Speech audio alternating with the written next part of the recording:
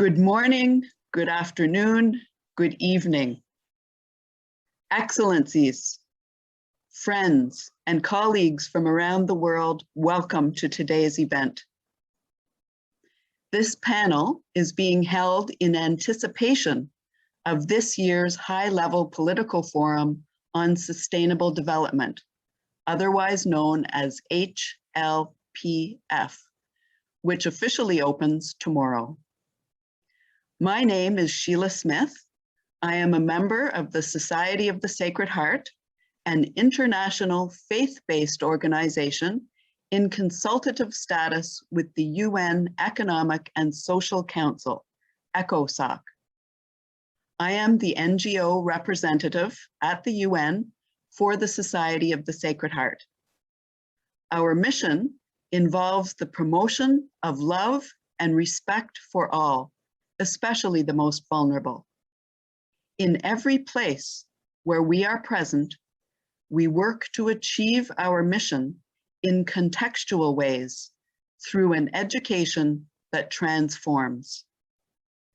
Our goal, while motivated by spiritual values, is aligned with the UN Sustainable Development Goals. We are part of the global community working to achieve a more habitable, sustainable, and peaceful world, one that respects the inherent dignity of all humans and indeed all members of Earth community. At this year's HLPF, UN states, along with other stakeholders, including those of us representing civil society, will discuss topics related to the recovery from the COVID-19 pandemic and the achievement of the Sustainable Development Goals. As part of the contribution of the Society of the Sacred Heart's delegation to this year's HLPF, we are holding two events, this one today and another on Wednesday at the same time, and you are most welcome to both. The registration link for Wednesday will be placed in the chat. I'm very grateful to our co-sponsors, the Permanent Observer Mission of the Sovereign Order of Malta to the UN, represented today by Ambassador Paul Beresford-Hill. Welcome, Ambassador. The Justice Coalition of Religious, who are offering technical support, and to the Associated Countrywomen of the World, who are moderating. Today's moderator is Nick Newland, who is the Policy and Communications Manager for the Associated Countrywomen of the World. Nick is responsible for advocacy, communications, and promotion of his organization. He represents them as focal point at the Commission on the Status of Women and the High-Level Political Forum on Sustainable Development. Nick attends meetings of several UN agencies on behalf of the members of the Associated Countrywomen of the World. Last December, he was elected to serve a 2-year term on the UNESCO NGO Liaison Committee, representing his organization and working for all NGOs in consultative status with UNESCO. Nick will chair the NGO UNESCO Forum on Global Citizenship in September. Thank you, Nick, for moderating today, and I now turn it over to you. Excellencies, distinguished guests, friends and colleagues, it is a pleasure to welcome you today to this side event, and I would like to thank Sheila for that warm introduction and our continuing and long-standing partnership, which has been established at both the Commission on the Status of Women and the last several meetings of the High-Level Political Forum. I'd also like to thank each of you for attending and bringing your thoughts and input to what I know will be an interesting and important discussion. When the 2030 agenda was agreed, it became clear that the old approaches were not going to work. Integrated, holistic, and intersectional approaches would be necessary to achieve all 17 of the goals. But the most critical to all of these would be peace. Without peace, there will always be hunger. insufficient attention to healthcare, the environment, and all the ills of our modern world. And of course, COVID has made this even more clear. As noted in the invitation to this event, the UN Development Programme estimates that the pandemic has pushed 95 million people into extreme poverty, millions more forced into food insecurity, and we face global injustice in the deployment of vaccine programs. I am very pleased to welcome today's panelists who will offer their insights into the intersectional pathways necessary to securing the success of SDG 16, peace, justice, and strong institutions. Before I introduce the panelists, I would like to welcome the ambassador from the Permanent Observer Mission of the Sovereign Order of Malta to the United Nations, His Excellency Paul Beresford-Hill, for some opening remarks, and the floor is yours, sir.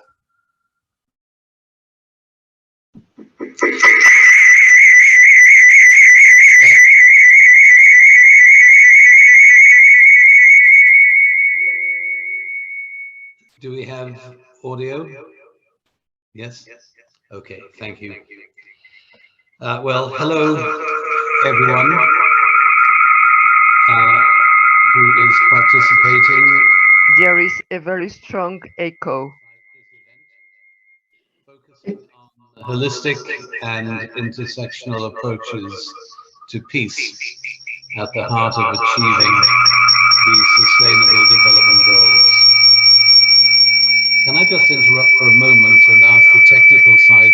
I'm getting a lot of feedback, and I'm just wondering if that's coming from my machine or whether everybody is getting feedback into their sound. Very difficult. We are all getting it, Ambassador. I believe it's because your machine is logged in twice. There are two accounts showing up as yours, so perhaps from the technical side, one of those could be removed. There's another account logged in with your name, but no video. Let me apologize and let me just go out and come back in again, okay? Thank you very much.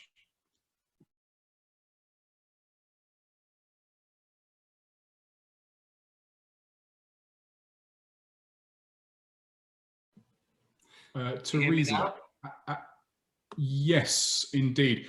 Teresa, would it be possible to push out the other account logged in as Ambassador Beresford-Hill?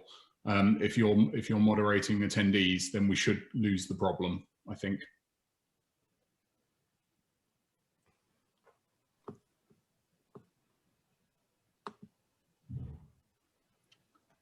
So the account without video.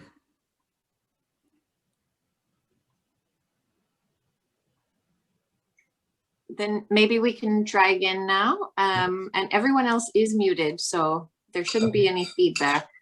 All right, good. Thank you. Thank you very much. Let me just begin again. Hello, everyone participating in this event, focusing on holistic and intersectional approaches to peace at the heart of achieving the Sustainable Development Goals.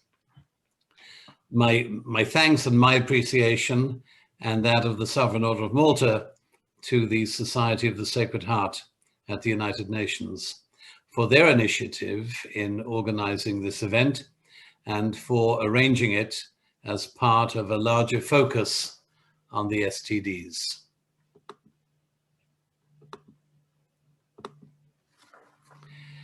The Permanent Observer Mission of the Sovereign Order of Malta at the UN is delighted and honored to be a co-sponsor today. I'm Paul Beresford-Hill. I'm the Order's ambassador at the United Nations headquarters. The Church and the Sovereign Order have a special interest in the success of the SDGs because they are an important sign of hope in a world that needs reassurance that the existing economic and political imbalances will not set the tone for a global norm that institutionalizes an international order of haves and have-nots.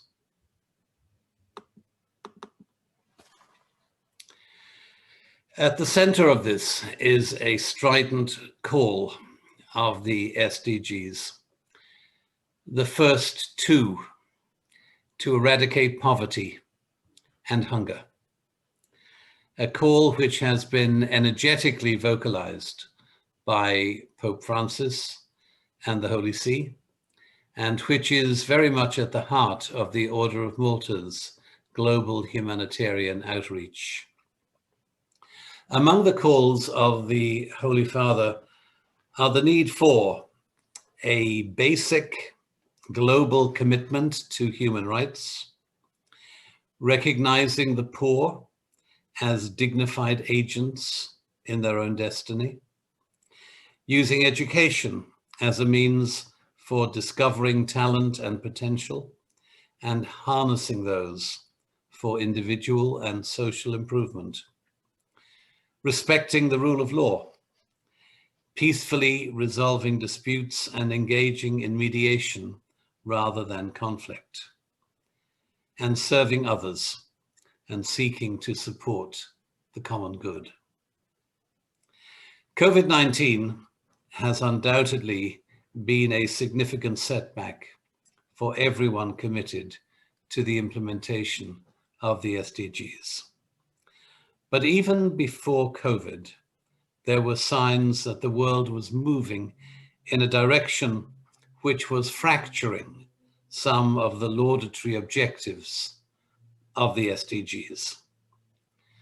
Among these, the rise of nationalism in nations that had long committed themselves to a strong multilateral focus, the calling into question of treaties and agreements that had been put in place for many years for the common good, the aggrandizement of power by autocratic rulers, and the validation of such regimes by nations previously known for their opposition to such tactics.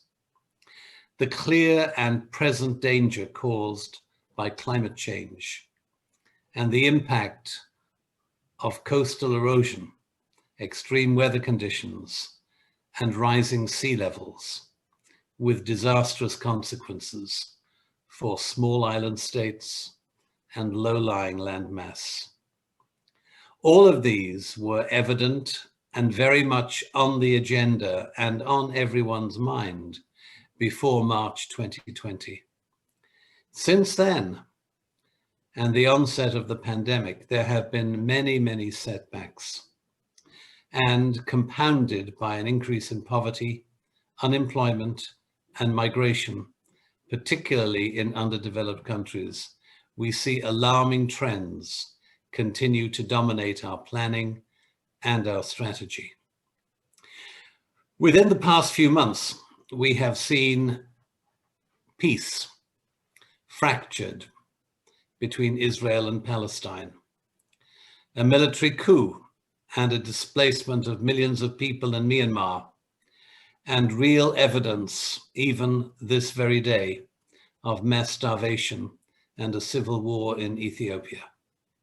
In all of these areas, the Sovereign Order of Malta has a presence, either in providing healthcare, supporting the distribution of food and medicine, or in assisting refugees and helping alleviate hunger.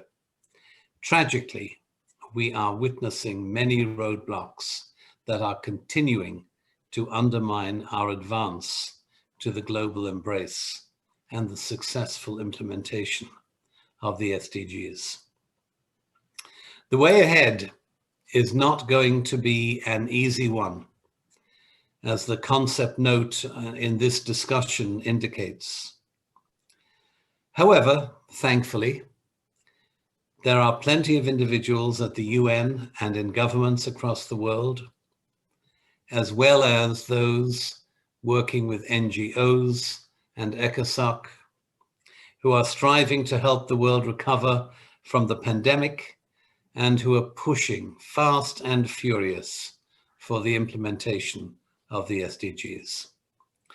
The UN Secretary General, along with the voices of enlightened governments and international agencies, puts a loud chorus of public opinion, has championed the distribution of COVID vaccine among nations, particularly Africa, Asia, and parts of Latin America. This is a critical step in breaking down the have and the have-not barrier. And it is here that I personally have the most concern, because the polarization of vast areas of humanity already victimized by poverty and economic disadvantage, and further diminished by the virus and its variants, both present and yet to emerge, is a potential time bomb of unknown social and political consequence. The timetable for the successful achievement of the SDGs, and for those to be instrumental in developing, encouraging, and maintaining peace, is only 9 years away. And while much has been achieved, the pandemic will probably force the UN to reevaluate its timelines, officially or unofficially. Doing so will create another set of problems, and it will be up to the unified commitment of the global community, acting multilaterally and holistically, to ensure that our drive for sustainability does not leave half the world behind, and at the same time cause deep and abiding concerns about world peace. Thank you very much.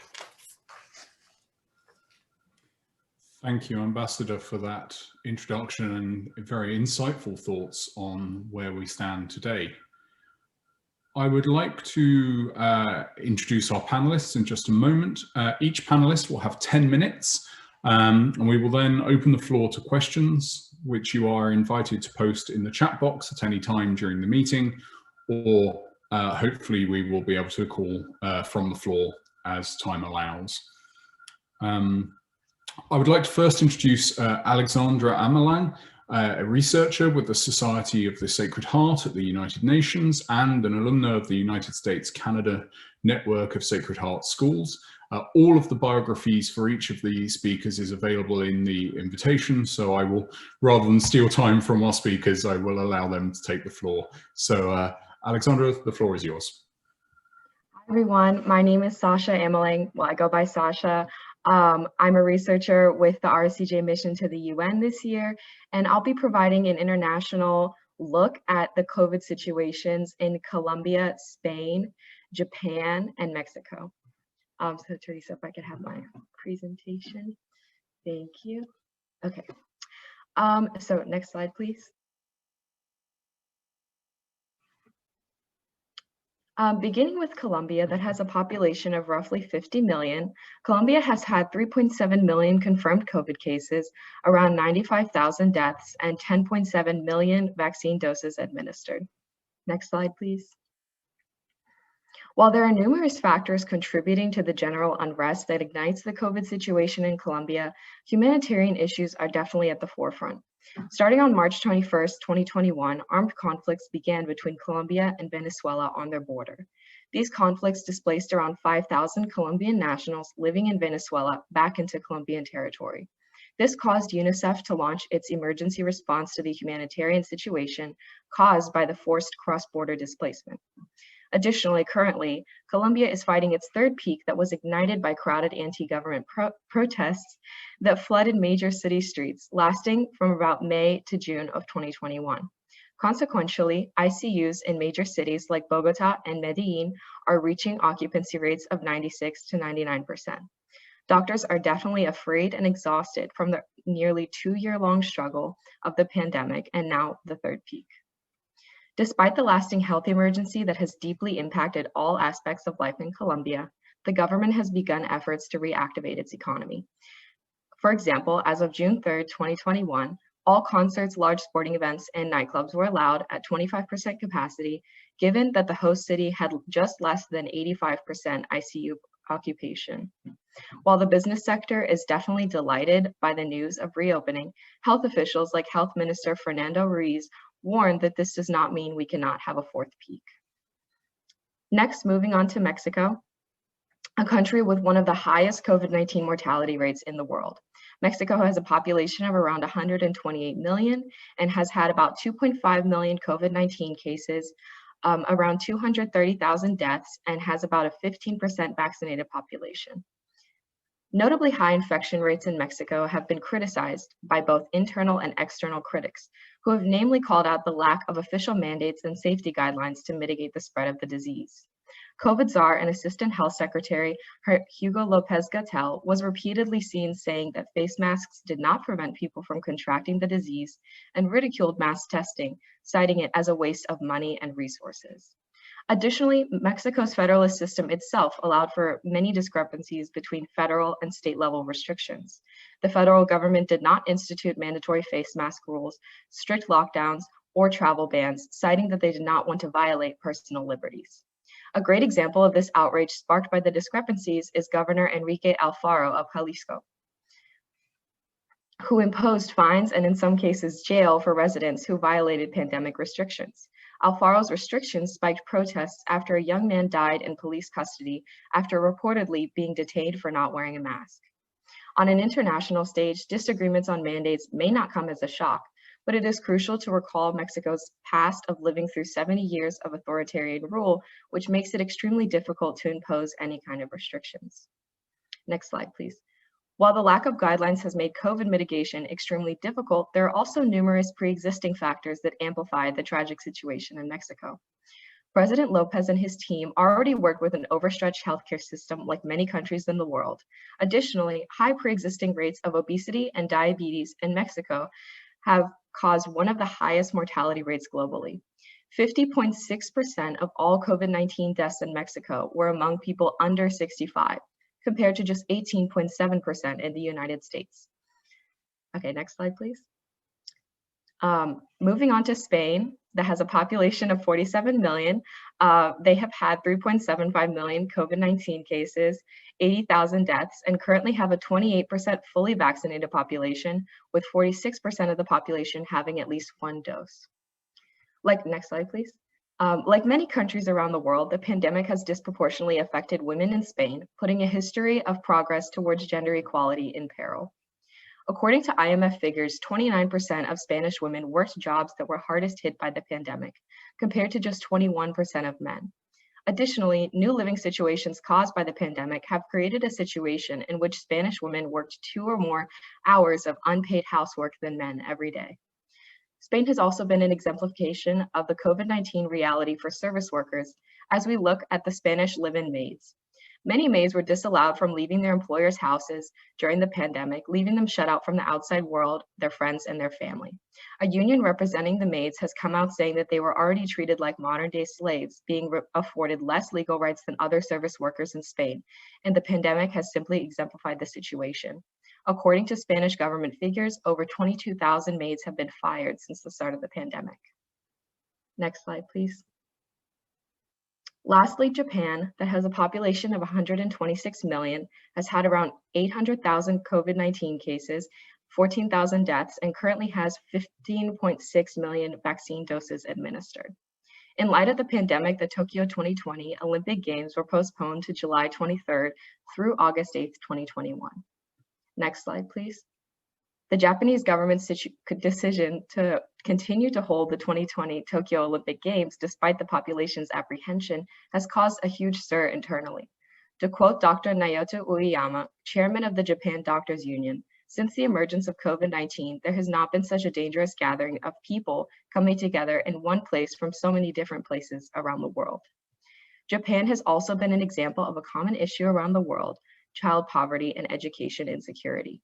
It is estimated that 1 in 20 Japanese children lack the resources required for online learning, like a quiet study space, computer, or even textbooks. Thank you. If anyone has any questions. Oh yes, also Japan has been one of the key countries working with UNICEF in donating abroad.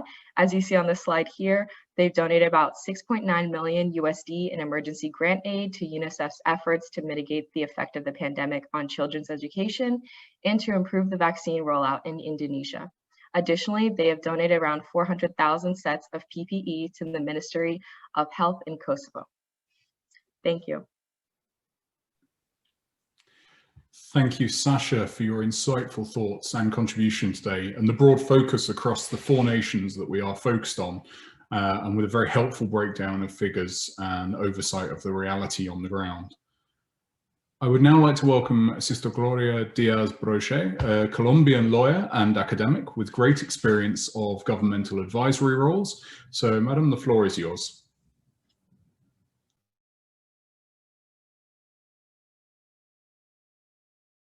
Muchas gracias.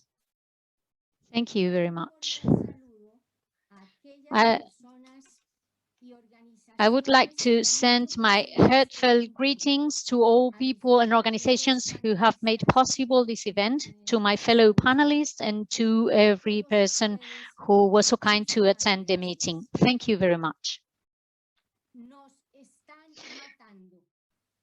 We are being killed. It is a constant clamor. Please don't show the PowerPoint yet. Thank you. We are being killed. It is a constant clamor before the killing of men and women, many of them young people, in the context of social protest that is going on in Colombia. Social protests to defend human rights communities, social groups, territories, the environment, defense of the environment, and the implementation of the peace agreement signed with the FARC, the FARC.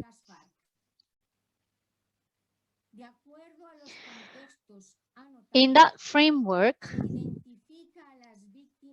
the victims can be classified as demonstrators, social leaders, human rights defenders, ambientalists, ex-combatants, signatories of the peace agreement, members of the armed forces, but how they are. Killing just a single human being is too much. That's why I'm not going to give you numbers, and I'm not going to debate like NGOs and official entities are debating now about who is a victim and who isn't. And I'm not going to stop to discuss the labels that have been assigned to the victims, because the only reality, the only truly important and essential reality is that the people being killed are human beings. I would like to insist, therefore, that every single life is sacred and a single assassination is too much. Every human being has inherent rights, and these rights must be respected, recognized, protected, and guaranteed. And among them, there is the basic and essential right to life, from which every other right derives. Those who are called to respect and defend human rights want to call the whole civil society imperatively, but especially we want to call the Colombian state to protect and guarantee these rights. And why especially the Colombian state? Because it is who has the obligation to protect and guarantee them. Consequently, we manifest and demand the following, independently of who is the victim and who is the victimizer. We want the violations of the human rights to stop, the killings to stop. And we support the efforts of the human rights defenders, of the social leaders, and the environmentalists.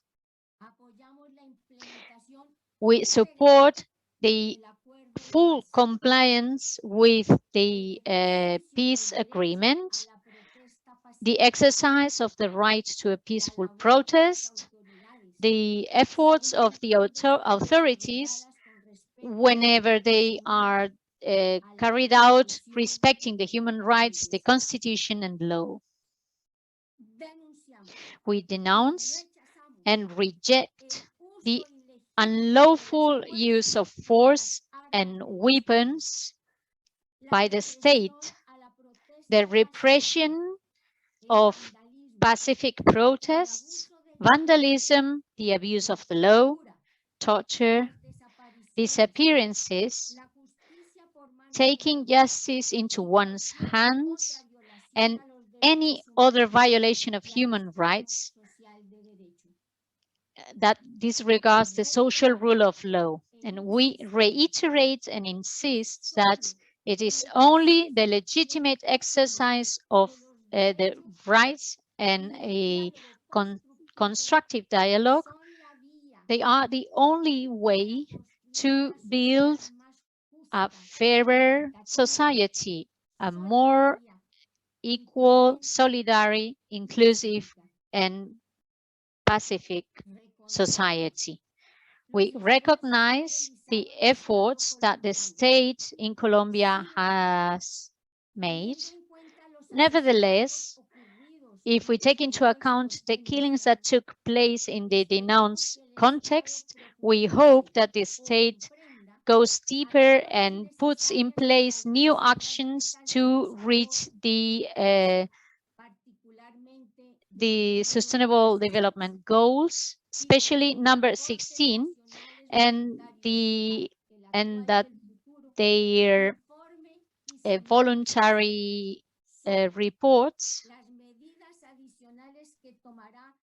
the voluntary national reviews, take the necessary measures to guarantee life, and that they bring the assassins before court.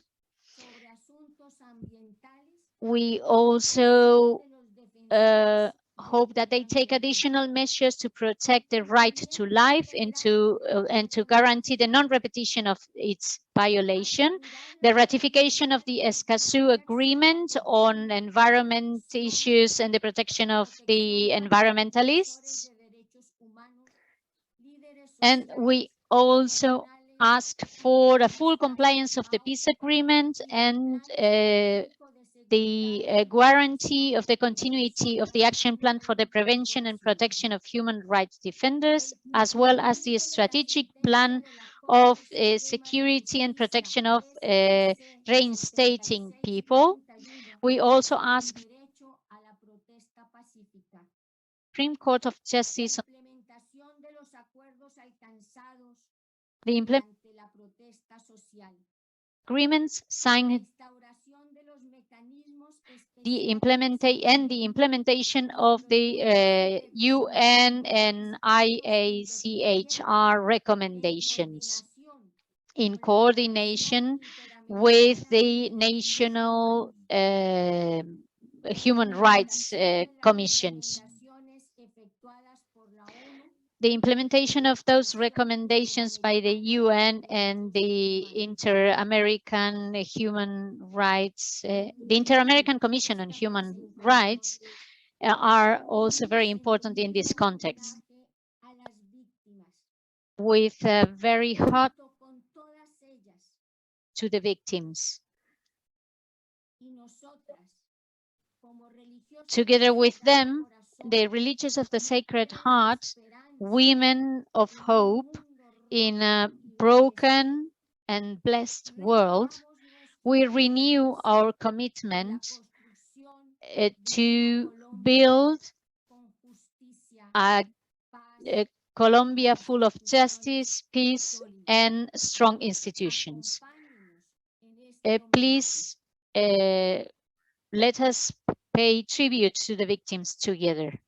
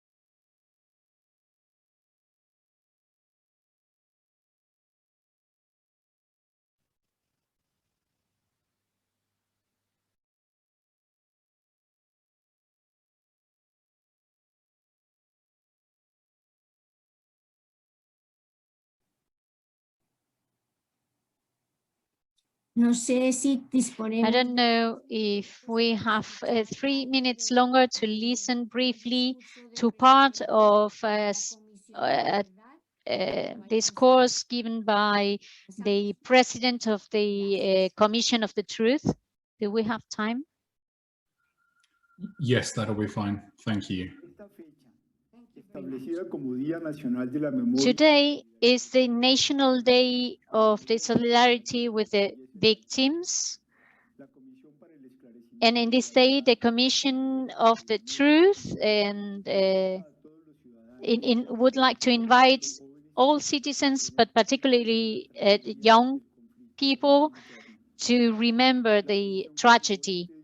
This commission would like to remember this day, recognizing the lives of every person deceased, of every person who disappeared, and would like to pay tribute to them. And our way of paying tribute to them is to tirelessly fight for peace, which is the tragedy that stopped them from being alive. At the moment, we remember them and we accompany their families in their sadness at heart. And we would like to accompany those families who have someone who disappeared, to be with them in their sadness, to grieve solidarily with all those who lost their means of life, their piece of land, the sadness and the desperation of families who lost children, who were forced to fight in favor of the dignity of the victims and the survivors. The Commission of Truth would like to call for a great respect for the victims and those families affected, and call the state and its institutions to commit to the victims to fulfill the agreements, the peace agreements that were signed, and to guarantee the right to justice and to peace. The Commission believes that the survivors can play a very important role in the reconstruction of the country without forgetting their own pain.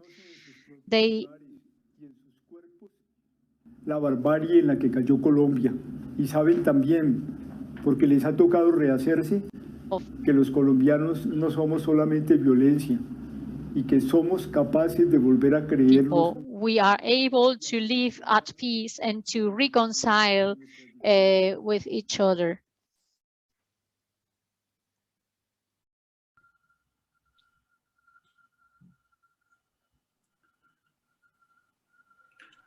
Thank you very much, Sister Gloria, for your contribution today.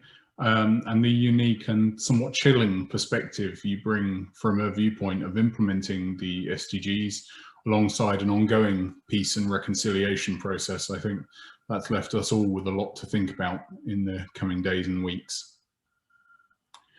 Our next speaker is Chiaki Hatanka, and I hope I have pronounced that correctly. My apologies if I haven't. A teacher, an advocate and humanitarian worker, bringing a perspective on the impact of natural and man-made disasters and our path to achieving the SDGs. You have the floor.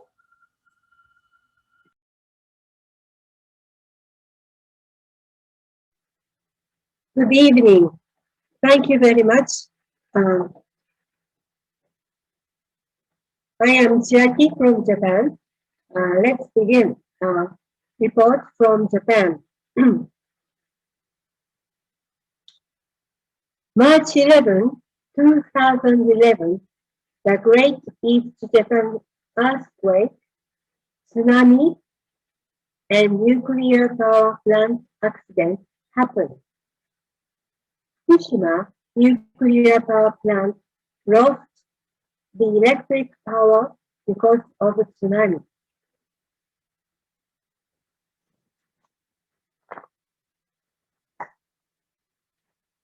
Without electricity, they could not control the nuclear power plant, and the hydrogen explosion happened.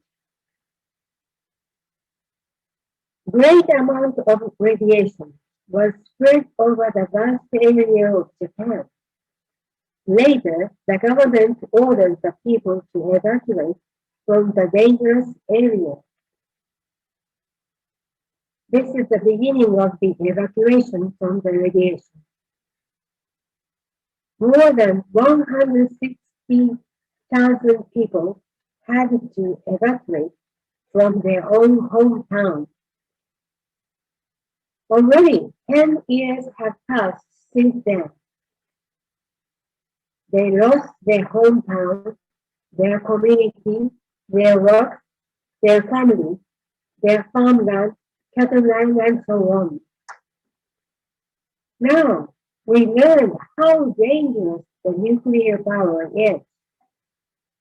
However, Japan still tries to get energy from nuclear power.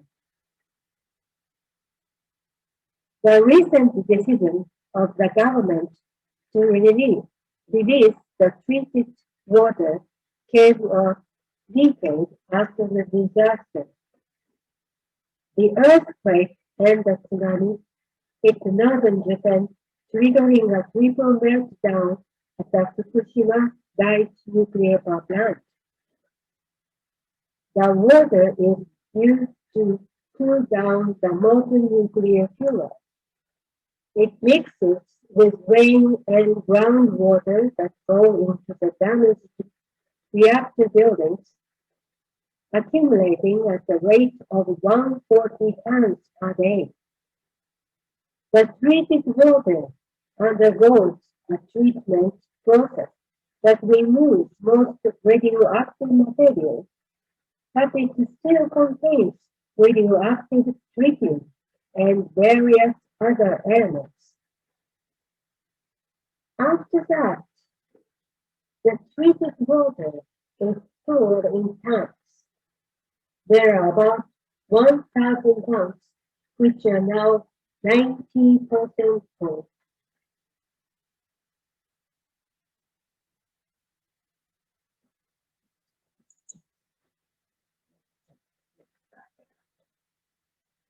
Number at the picture is number 12 now.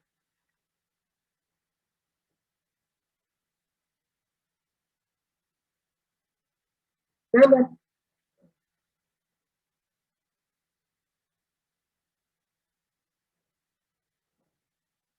Sustainable Development Goals.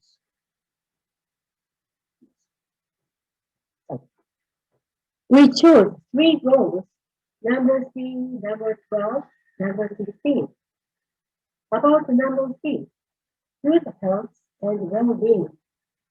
Victims of the disaster became lonely and toxic because the family was separated.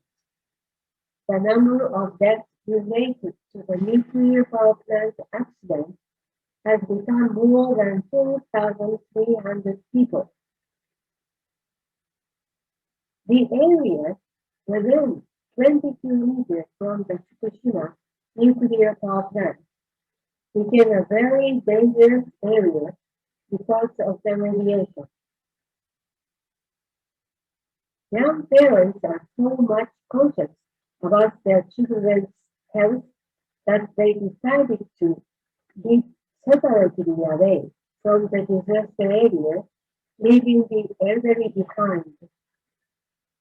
Before the disaster, 3 generations lived together. The elderly parents used to grow vegetables for themselves in their garden. After the disaster, the young generation evacuated far away from their hometown, started their new life and settled down. In some cases, only a young mother and the children continued to stay in the evacuated area, and the young father lived by himself to go to work at another town. The elderly people have to live without the young family members. There are some young people who live by themselves in an unfamiliar area without work. According to the statistics of Fukushima Prefecture, the number of deaths increases year after year because they lose their hope to live. Next, we chose number 12, responsible consumption and production. People should have known what radiation is. They have responsibility for all of the victims. Nuclear power is taken from radium. Radium itself contains radiation. The used fuel rods have still radiation. The government has not decided the final place to keep them. The government should take responsibility for the evacuated families and their lives. Even today, the number of the evacuated people because of the nuclear power plant accident is more than 100,000. Thirdly, we chose number 16. Peace, justice, and strong institutions. The life of the human should take priority over anything else. Radium itself contaminates the human body. Nuclear power leads to weapons. No more war, no nuclear weapons. Renunciation of War Article 9 of Constitution of Japan says, aspiring sincerely to an international peace based on justice and order, the Japanese people forever renounce war as a sovereign right of the nation and the threat or use of forces as means of settling international disputes. In order to accomplish the aim of the preceding paragraph, land, sea, and air forces, as well as other war potential, will never be maintained. The right of deliverancy of the state will not be recognized. Let me end this report by sharing the following words of Pope Francisco at the time when he visited Japan in 2019.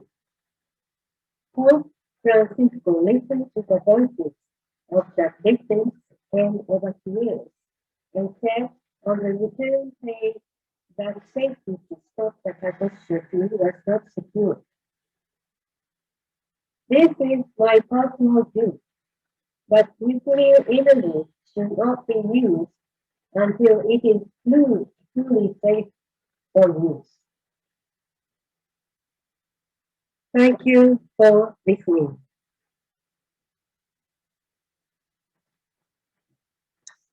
Thank you.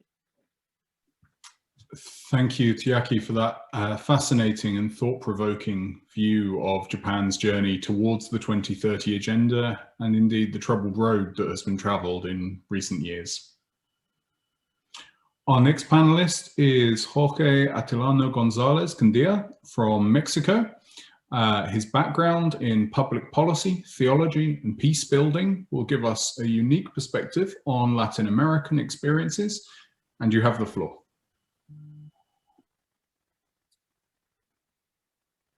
Sí, muchas gracias, Nick.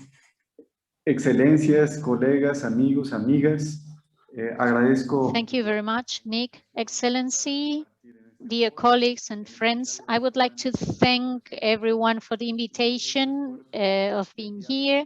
And I would like to thank the Sisters of the Sacred Heart, of course. And I would like to thank this dialoguing effort for peace and global inclusion. The Jesuits in Mexico have been preoccupied with the violence and the construction of peace. And therefore, we've carried out 4 investigations, 4 research works, and implemented different programs for reconstruction of the social fabric. And the actions are linked to the ODS number 16, which is promote peaceful and inclusive societies, provide access to justice for all, and build effective, accountable, and inclusive institutions at all levels. Lately, we have been studying what are the structural causes and cultural causes of violence. And we assume that violence is a very complex problem, is a multifactorial problem, and it is a systemic problem as well. Violence needs a holistic focus in order to be understood and to give an answer to it. And that's why I'm so happy to see that this forum is created from this holistic point of view, because there is not just one responsible for violence. In violence, we find a system that has installed itself at every level. And with my contribution today, I would like to share with you our findings in our research. First of all, we have seen that violence against children, against women, street violence or violence at the workplace or child exploitation is just the tip of the iceberg. It is the consequence. It's what we can see at the surface, but what is deep below, it's a weakening. Our social ties have become weak, are weakening. We have seen a weakening in the institutions and in the agreements, and a weakening in the common narratives, in the identity. And we need to focus on them and give an answer to them. We have seen that the peace shaping factors are identity, bonds, ties, and agreements. Identity refers to the sense of belonging to a territory. The ties are referred to relationships of trust and care, and agreements are related to the participation in collective decisions. And we have seen that narratives of personal success, failure, or fear that are predominant in literature, in films, or in social networks are creating mistrust towards others. And this is causing people to part, thus damaging social ties, which makes it more difficult to reach any agreement at all. So the roots of violence, the roots of the violence we are experiencing lie in an individualization process that was accelerated by the unequal access to resources and the loss of common meaning references, which has slowly dismantled the systems, the communitarian systems that regulate conduct. This acceleration in the individualization is causing the disappearance of boundaries, making it's difficult to regulate individual freedom.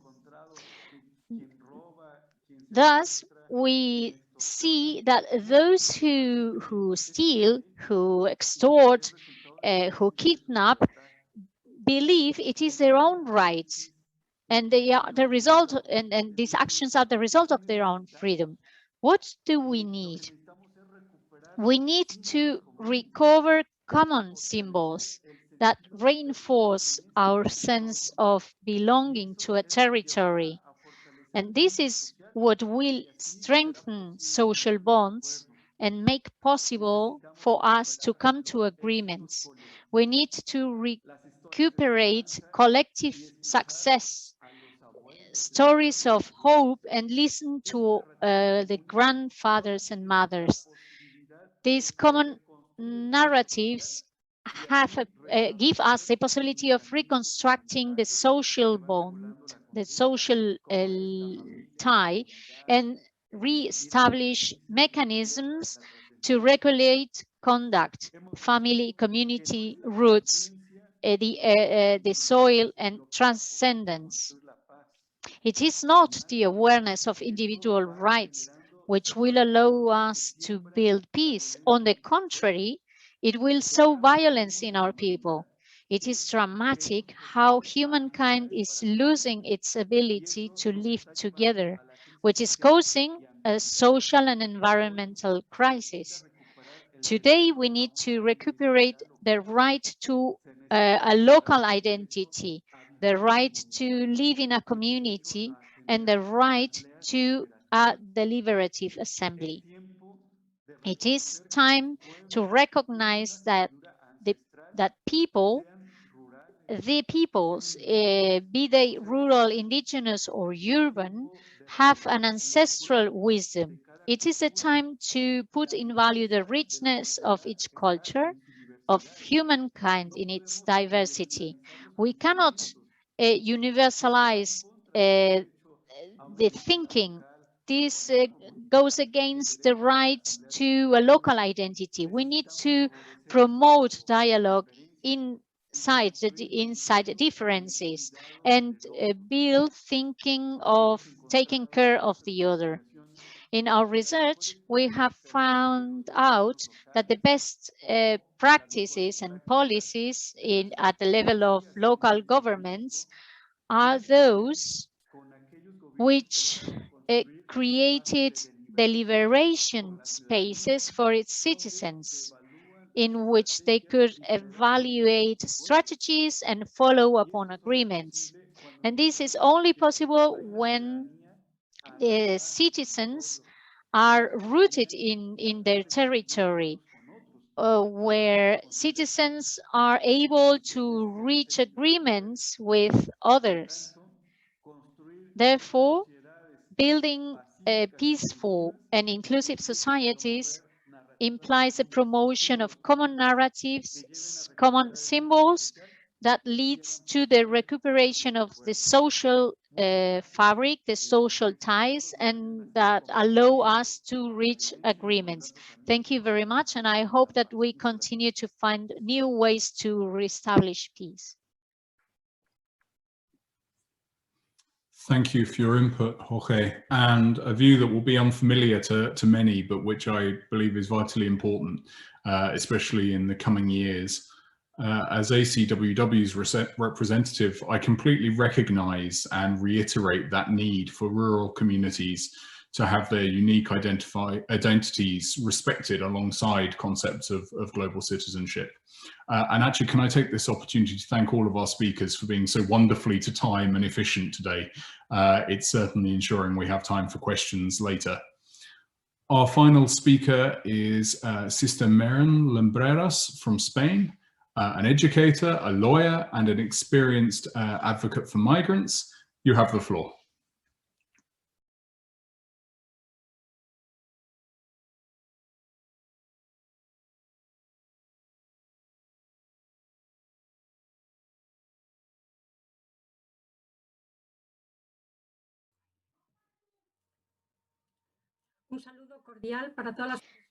Heartfelt greetings to every attendant to this meeting. Could we share the screen, please? Thank you.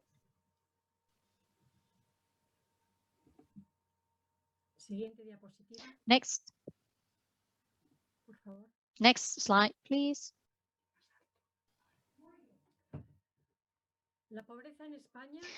Poverty in Spain. It is a structural problem. This chart has been produced by the High Commissioner Against Child Poverty, and it is divided in 4 age groups.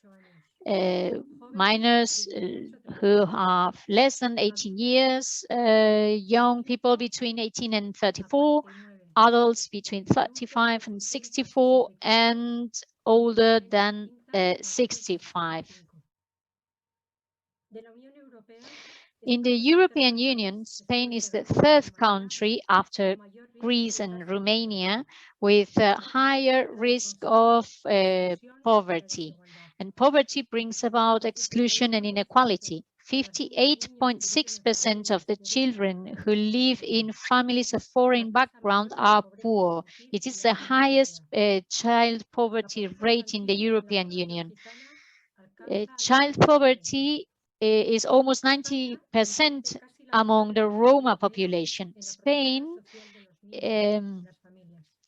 is investing almost half the money in social protection of children and their families than the European mean.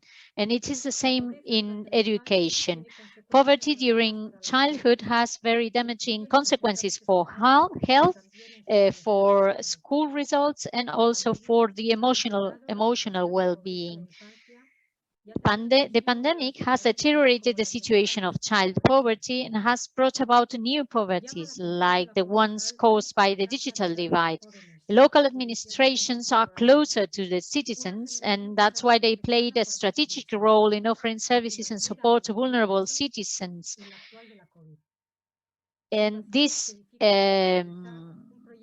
age group has poverty is striking especially young people, those young people who are between 18 and 34 years, who have undergone 2 crises already, the financial crisis in 2008 and the present crisis in the COVID crisis. And they are living with frustration and lack of hope. They are the future of the country. It is urgent to improve their situation. They are our best investment for the future. We need to promote employment for young people and promote entrepreneurship, creativity, innovation, and job creation. There are 2 other groups with a lesser risk of poverty. There is more stability in employment between 35 and 64, and those over 65 are covered by retirement pension. Women are at a higher risk of poverty and exclusion, 26% among women and 24% among men. Next slide, please. These are the actions and measures that we could take to fight poverty.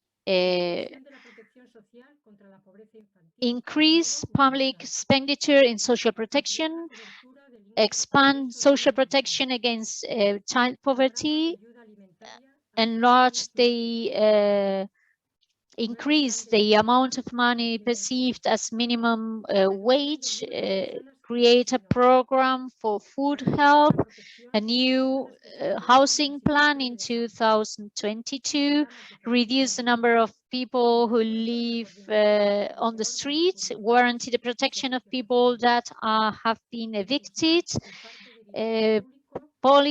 policy programs for housing and reinforcement of the coordination between social services and tribunals. Next slide, please. Reduce energy poverty. We cannot conceive an improvement in the life condition of people without focusing on the present economical growth that is not sustainable or inclusive if it's not promoting a productive and dignified employment. Unemployment rate is higher among young people, women, Roma population, and migrants. There are some precarious work forms that are undignified, and we need to generate jobs that offer security, employment security, and an adequate protection of labor rights. We need a fiscal system that is fair and has a redistributive effect, and we need to break the salary gap between men and women. Next slide, please.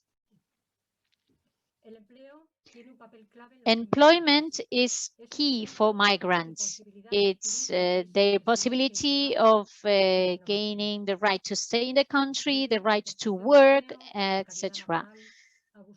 So labor precarity and labor abuses need to be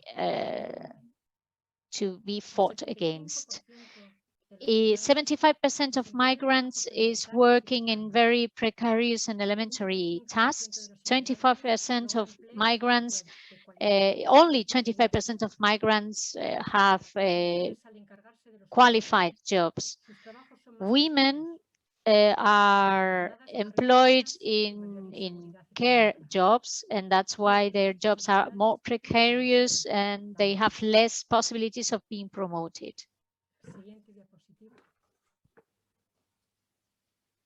Que ayuden a mejorar las condiciones de vida de los migrantes.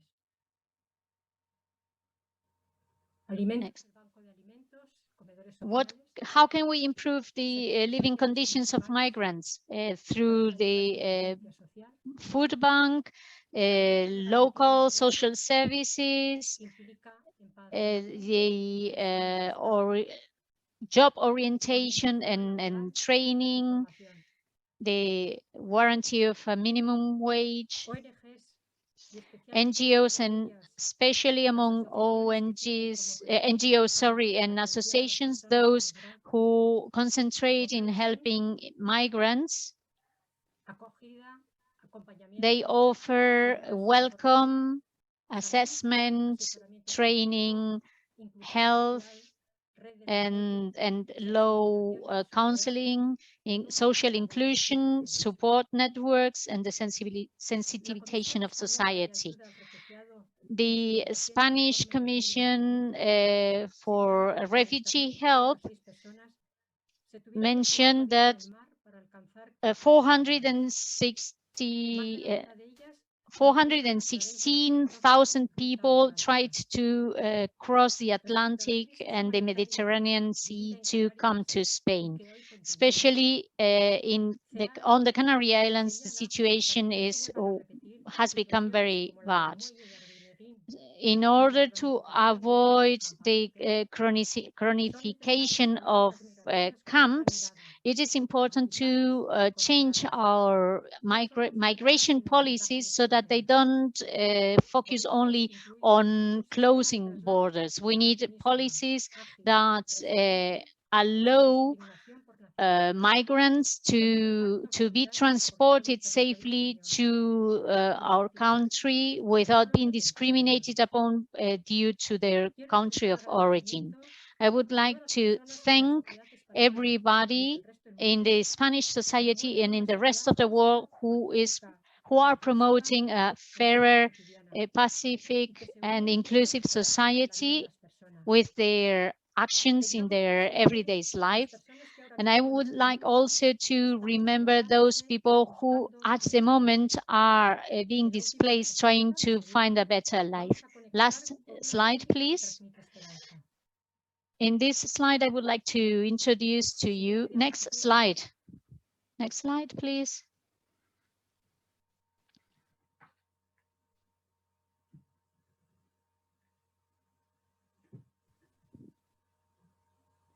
La última diapositiva. The last one, please. This one.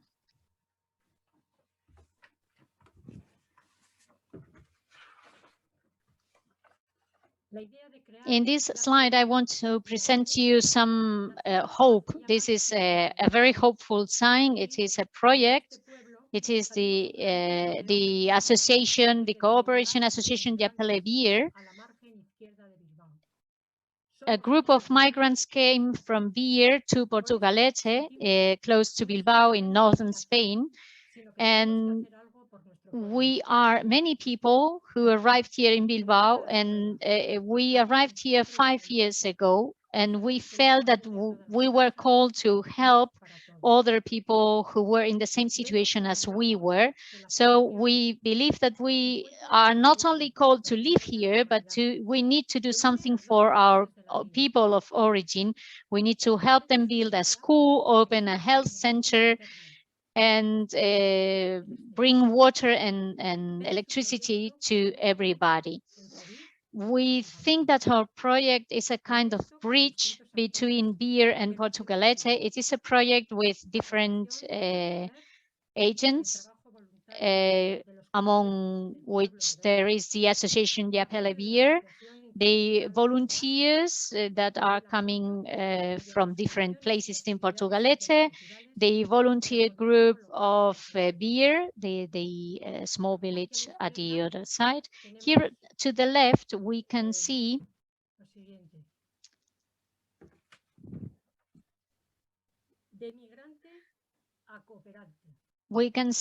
a leaflet that explains how to change your label from migrant to volunteer, to cooperation volunteer.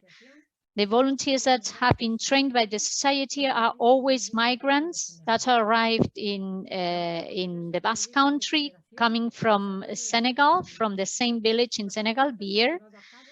They've been working in different projects that are financed by the membership rate of the NGO, as well as volunteer work, both in Spain and in Senegal. They were able to rehabilitate a school, to open a health center, and to enlarge the school with 2 new classrooms and bring water and lights to almost every house. This year, they have undertaken a project to buy a small van that should transport sick people to the health center. It's a kind of an ambulance. Thank you very much to all participants, to my fellow panelists, and thank you very much for for listening. Thank you very much, Sister Maren, for your contribution today, and a vital voice from the front lines of a European crisis that I suspect many have forgotten about in the light of COVID-19. Thank you. I would like to sincerely thank each of our speakers today, as well as the interpreters, and Teresa and Sheila for their facilitations, and open the floor to any questions. There are not yet any questions in the chat. If anyone would like to propose a question in the chat, or I can try and call from the floor if I can see hands, I will happily do so.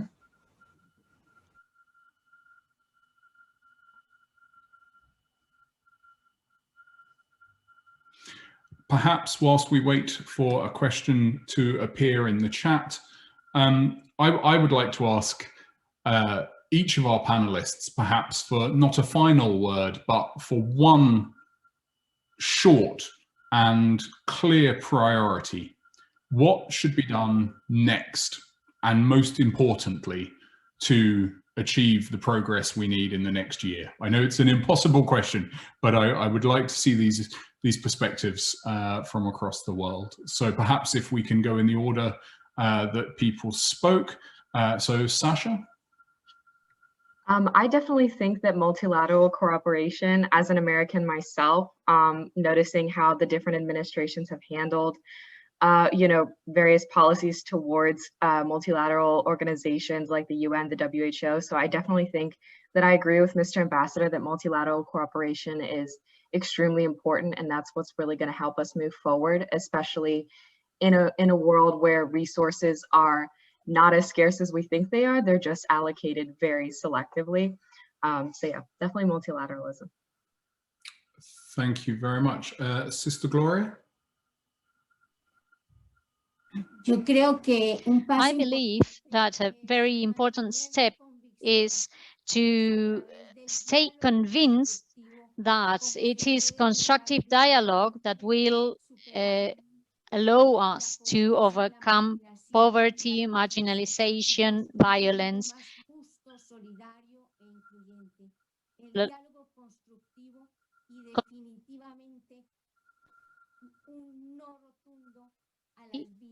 Say no to any violence. Thank you. And Chiaki?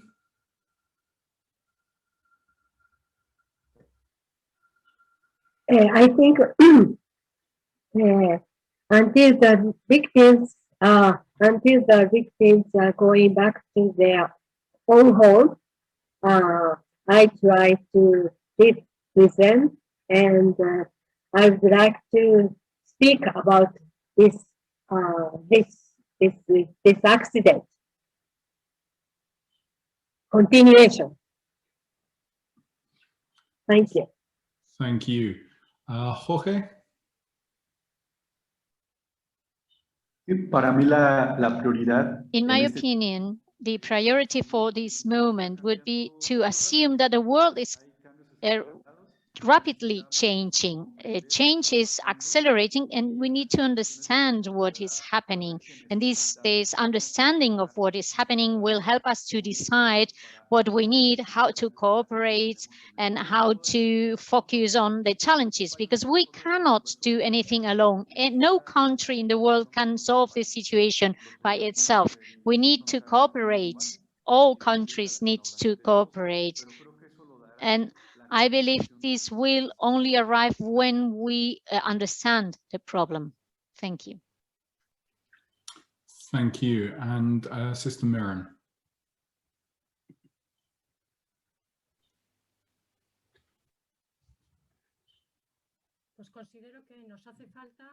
I believe that we need to grow and feel as citizens of the world, to overcome our own frontiers, borders, and cooperate with each other. As long as we keep looking at our own problems and we focus in a very egoistic way, we cannot make it work. The COVID-19 is a pandemic, so we need to make the solution global as well. We need a pandemic of solidarity. We need a pandemic of justice. So I believe that if we grow in this awareness of being citizens of the world, and we really risk it all for everybody and stop enriching ourselves, if we can create a counter movement, because at the moment the rich are getting richer, and as long as there are people getting richer and richer, there are people getting poorer and poorer. So we need to counteract this movement. Thank you. I mean, I think the points that have been raised in terms of the interaction of each of these elements, but also our governments and our social systems, and critically, the reality of a global citizenship that allows for and embraces national and local and personal identities is a really critical one when we look at the injustices facing especially vaccine programs, and the reality that not everyone lives in a big city and has that same access. We have a question now in the chat. So I'll read the question, and then I'll perhaps just ask two people to come in, given the time. So what is your role, or what do you hope to contribute as faith leaders or spiritual communities in overcoming the challenges you have described and leading social or economic or environmental transformation? So how do you see your role in making these changes a reality? So perhaps I could ask, we'll go back to Sister Mirren, if we may.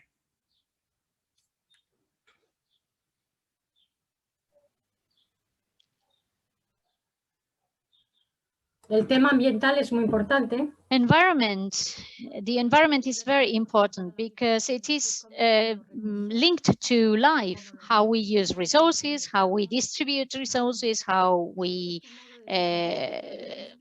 take advantage of them in a conscious way. This is life as well. So we need not just an awareness of being citizens of the world, but we also need a sustainable way of life. That's it. Thank you. Very, very clear, very concise and easy to understand. Perhaps Sister Gloria, you would like to say a few words? Creo que nuestro rol, I believe that our role is basically to accompany communities, walk with them so that they empower themselves with the deep conviction that communities and the people we work with are building a new society. This is our main role, to work with communities and help them empower themselves. I think that's a really strong point. The support for self-empowerment rather than allowing. It's not permission to empower oneself, but rather support and actually seeing personal success. So we have a question here. Is the research presented by Father Gonzalez published? If so, a reference would be very helpful. So Jorge, if I could pass to you, has your research been published? And if so, where can we find it?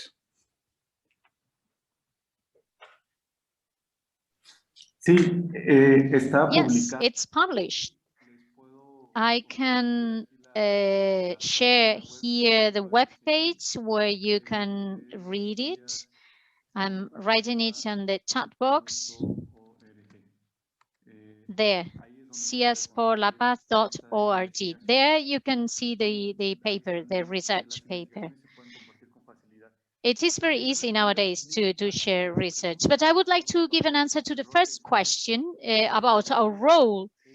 I believe that what we are listening to, what was mentioned by all panelists today, is that we are living an environmental crisis.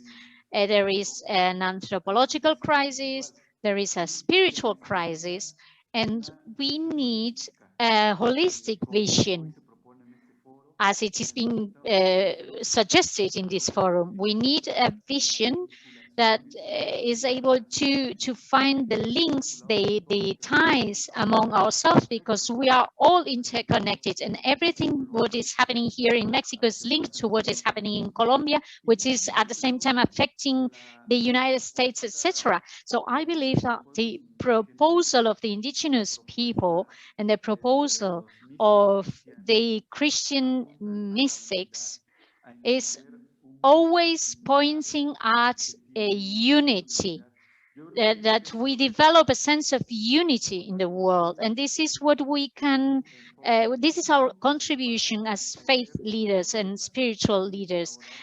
We can have a holistic focus on the problem. For me, it's a very good example that Chile has chosen a Mapuche indigenous woman as a president of the constitutional process, because it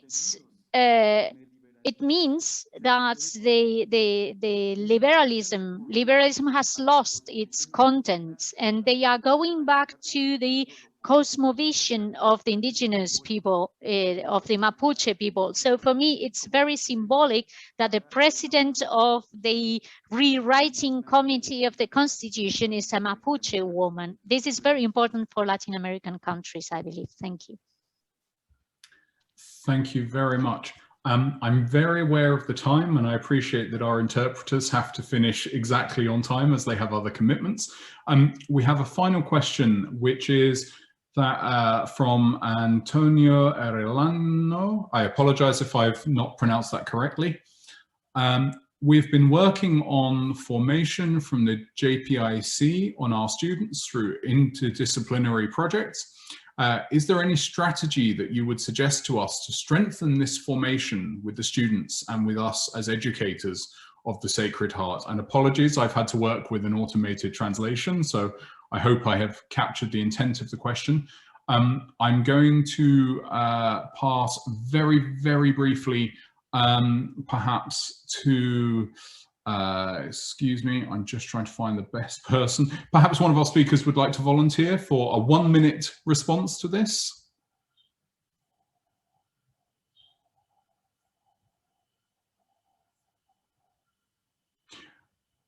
Okay, in that case, perhaps Antonio, if you are able to send a message to me or use the email address on the invitation to the event with your email address, that we can pass this to the speakers and get a response for you afterwards.